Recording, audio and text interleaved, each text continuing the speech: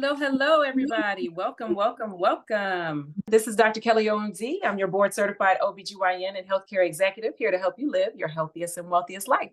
That is what we call Viva Life. Viva means live, and of course, the word life. And the way that we do this is spiritually, mentally, financially, physically, and emotionally.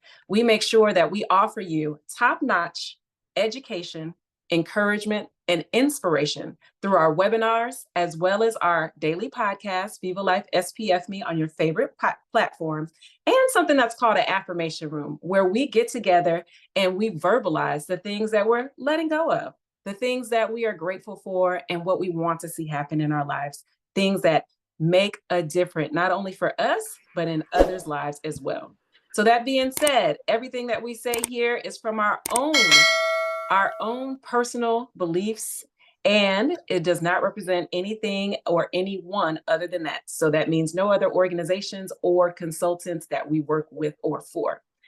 So let me go ahead and introduce our special guest tonight, Dr. Ayee Azah, who I call Dr. Double A because she has so much to offer us. She is powerful, she is highly intelligent, she is well accomplished, and she's going to tell us a little bit more about herself as we move forward. So, Dr. Double A, let us know the top 3 things you're going to talk to us about, and then we'll get started. Good evening. Thank you. Thank you, Dr. Kelly O, for that wonderful introduction. My name, as I said, is Dr. Ayee Azah. Today, I'll be talking about leading from the middle. The 3 things I'd like you to take away from our conversation and time together today. Number 1, that mid-level leaders are the linchpin and the backbone of any organization, and don't let anyone tell you otherwise. Number 2, despite this important position, we face a lot of challenges that can be overcome. With number 3, focus on personal and professional development. So thank you. And I absolutely love that. Now, doctor, tell us a little bit about your background. Well, I am originally from San Jose, California. I am a board certified internist and current gastroenterology fellow, and my clinical interests lie at the intersection of obesity medicine and gastroenterology. But my non-clinical interests are professional development, personal development, as well as mentorship and sponsorship. So I really take pride and I love interacting with individuals who are looking for opportunities to further themselves in their careers, and both personally and professionally.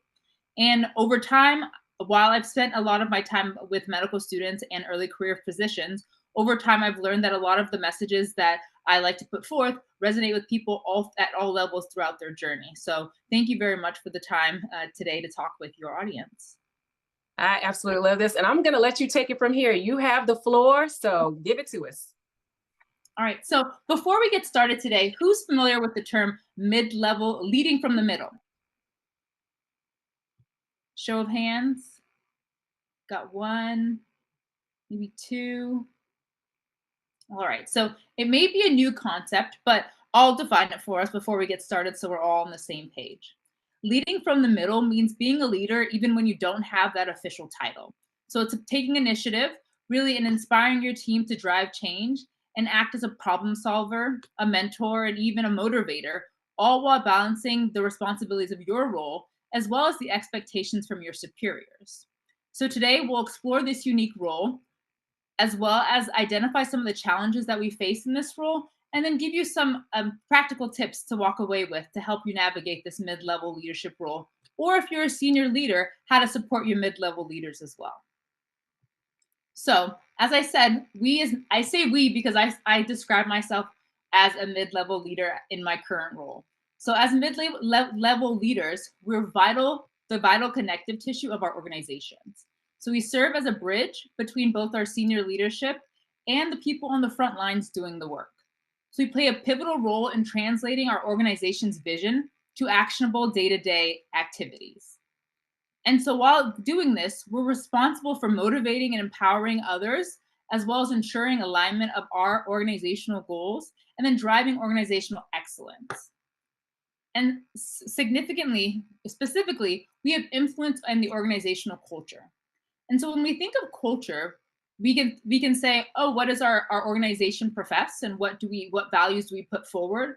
But ultimately, the culture is the day-to-day actions that we that we do within our organizations. And so as those people doing the actions beyond the mission statements, the vision statements of what the goals of the greater organization are, we essentially are the culture of our organizations. So it's important with this in mind that we act as we model the behaviors that we want to see within our organization, as well as setting clear expectations for those around us, but then also holding people accountable. I think the accountability part is one of the greatest challenges that we face, especially because we may lack some of that authority to enforce the values that we expose to be our mission within our mission statements and whatnot. But it's important to realize that we are the culture of our environment, and so it's important to hold ourselves accountable and hold others accountable while moving forward towards our organization's goal. Excuse me. And lastly, we're responsible for motivating others and empowering our teams and ensuring this alignment. And so while we do this, we can focus on individual success, but also team success, which can then play back to having an organizational culture and an environment of team building and collaboration to help foster the goals of your organization, as well as increasing productivity. And in terms of efficiency and strategic execution, we are the linchpin. We are the thing that bridges the goals of the organization to our day-to-day operations, which allows us to identify bottlenecks, optimize processes, and allocate resources effectively, or at least make suggestions on how these resources can be allocated. In my role as a fellow, while I may not be at the top, I certainly do have a voice and a say in situations. And so when I see organizations or processes, for example, something very simple as what do we do when a patient comes to us and has a screening colonoscopy? Well, we tell them this is what you're going to do, and eventually you'll get the paperwork from one of our schedulers. Well, if we know what they're going to do at the time that they're in our offices, why do we wait for the schedulers to call them and then send them a message via the portal, which they may or may not receive? We can create a handout and then give it to patients so they have this information when they leave our office, which then can be reinforced by our schedulers. Simple acts like this allow us to serve as the drivers of both change in our organization, but also those that can help improve efficiencies and processes within our organization. So I'll pause here, and I recognize that while being a middle leader has lots of positives to it, there are some challenges that we will face. I would take this time to ask you all, what are some challenges you faced or maybe have faced or are currently facing as a mid-level leader? So I am currently, I guess I would be mid-level because I'm a teacher at a school, and so I'm not the principal or admin. But I also have someone who works with me, beside me, but I'm their direct supervisor. So sometimes I have difficulty holding them accountable for things that I need done or asking them because they're of the same education level I am. They are probably the same age, but we're just in different positions. So it feels sometimes kind of awkward because I'm used to having assistants that are younger, that are studying to be teachers. But excuse me, this is a person that is just working pretty much for the benefits. So it's kind of hard to hold accountable because we're on the same level. Communication is going to be very important when we do this. Sitting down and having a conversation, and we say have adult to adult conversation.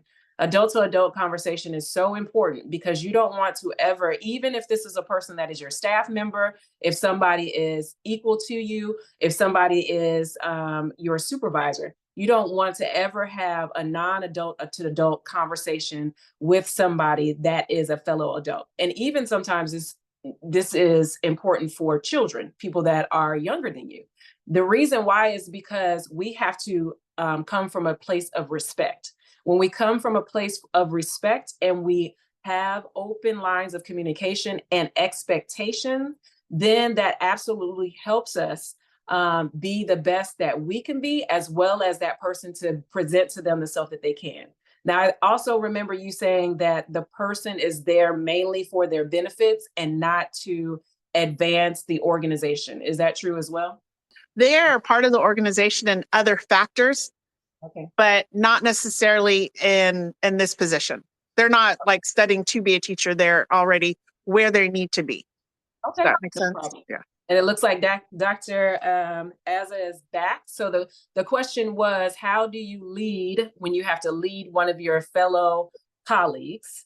As well as how do you lead when the person may or may not have the, trying to advance the organization in the same way that you are, motivated to advance the organization. Do you have any feedback for that, Dr. Azah? Yes, thank you. And I apologize. The first part of the question was, how do you lead what sounds like a peer of sorts?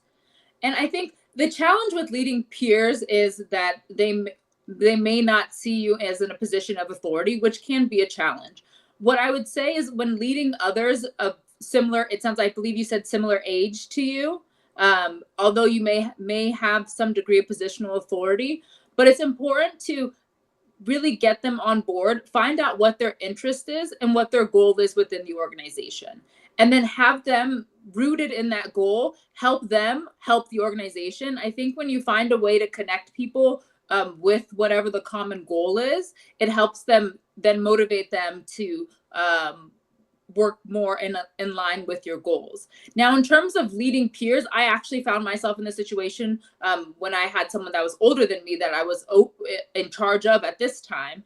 And again, it's leading from a place of not like, I'm your boss, I'm telling you what to do. I think in that situation, a more collaborative leadership approach, not so much authoritarian or directional, and then going ahead and like building that kind of rapport and relationship, because I find that when people like you to a degree or respect you to a degree, then they're more likely to be willing to go along with whatever it is that the goal of the organization is.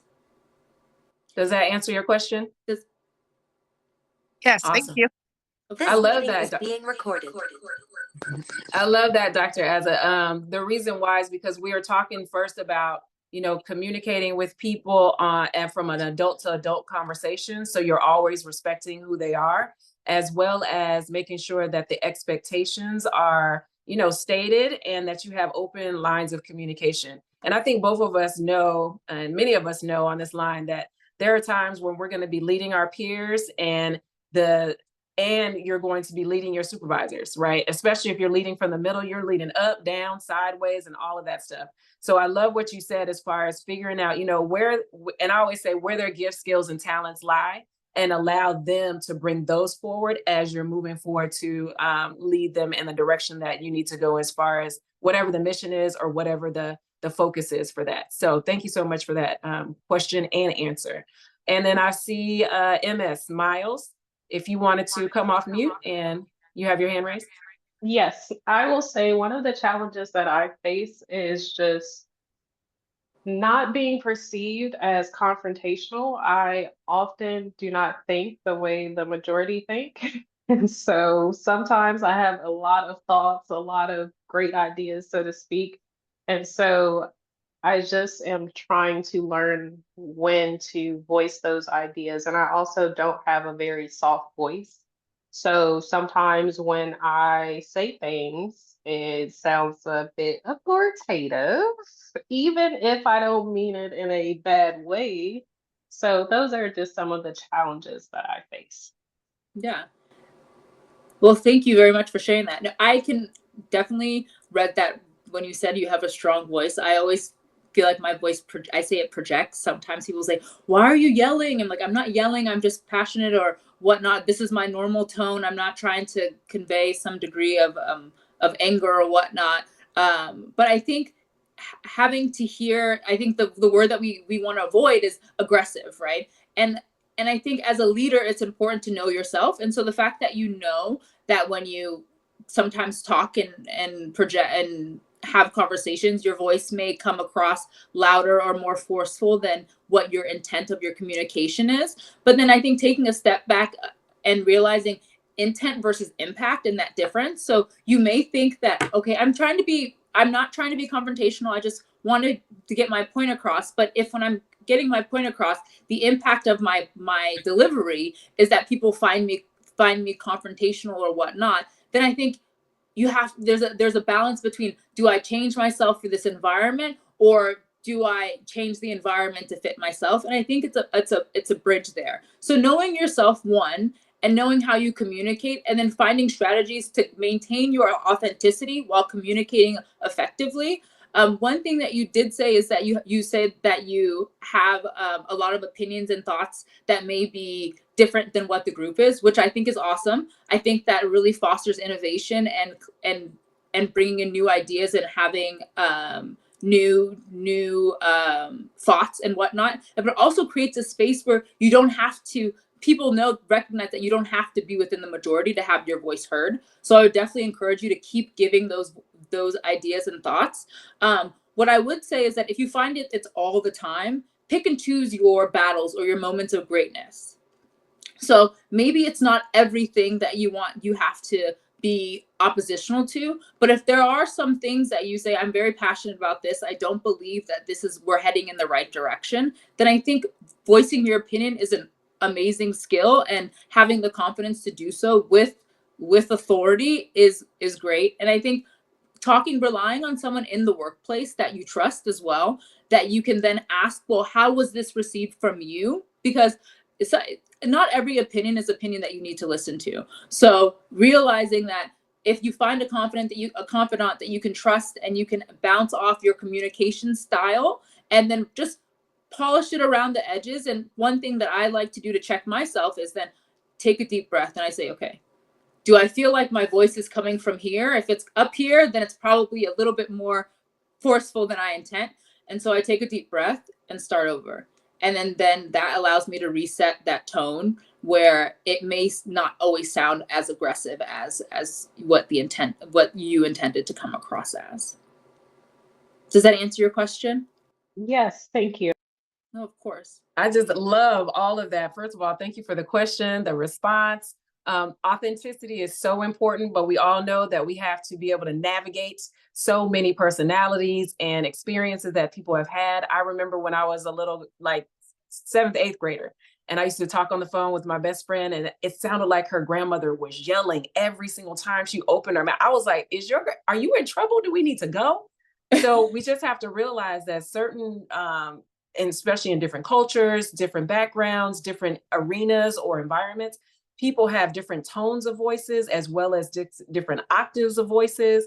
And all of that plays into how people respond. But I think it also goes back to, when you get to know a person on the same adult to adult communication level and learning, then you understand the person that is speaking, when they're speaking from, okay, this is a serious situation, we need to take this seriously, or this is just how the person talks, so I just need to hear what they're saying and not be affected emotionally by how, what the tone of voice is or something like that. But I love the also looking in the mirror, but don't look too long, because sometimes we end up beating ourselves up so much that we don't need to do that.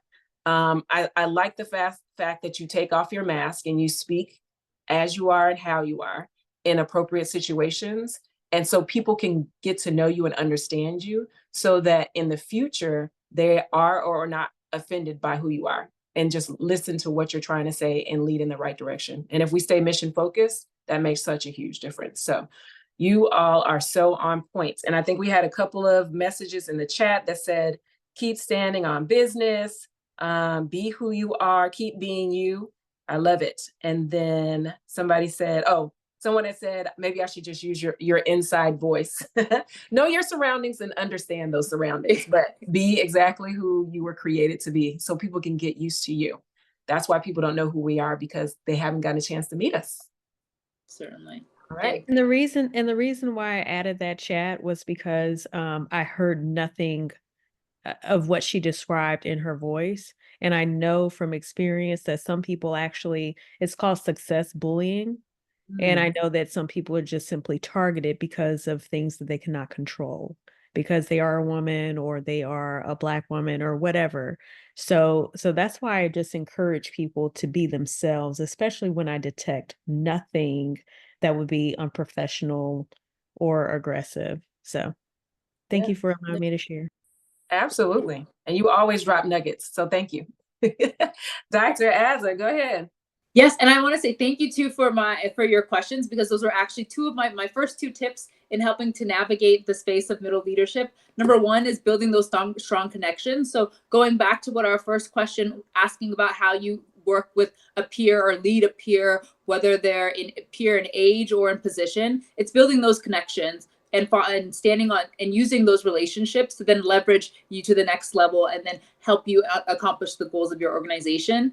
And then effective communication. So then just figuring out what your communication style is, but also the communication style of those that you lead and those around you, so that way you can connect with them and then they can you can communicate effectively and help to achieve the mission of whatever your organization is or whatever the task is that you're assigned. And then also developing your leadership skills. So taking a moment to reflect, getting to understand who you are, how you communicate, what your triggers are, situations that make you uncomfortable. Because as you ascend, and even in your current leadership roles or middle leadership roles, positions, whatnot, you'll find yourself in these situations that will call you to become a leader and challenge you to lead. And so without these skills of self-reflection, of understanding who you are to some degree, we're always learning ourselves to some extent, but knowing who you are as a leader and what your foundational beliefs are, I think will help you as you begin to blossom into your leadership environments and really step into these roles and find yourselves as middle leaders. And then embracing a proactive approach. Sometimes leadership doesn't fall into your lap.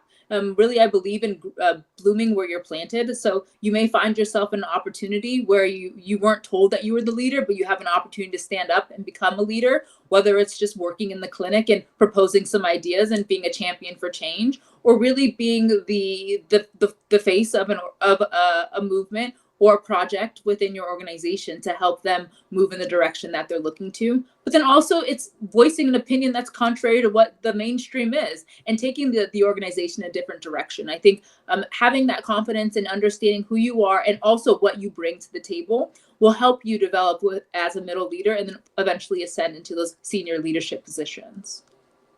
I love that. Real quick. So I just dropped in the chat, what are some of the tools or classes that you've taken in order to find out who you are as a leader and develop those skills? Does anybody want to drop that? Or Dr. Azah, do you have anything that you wanted to add to that?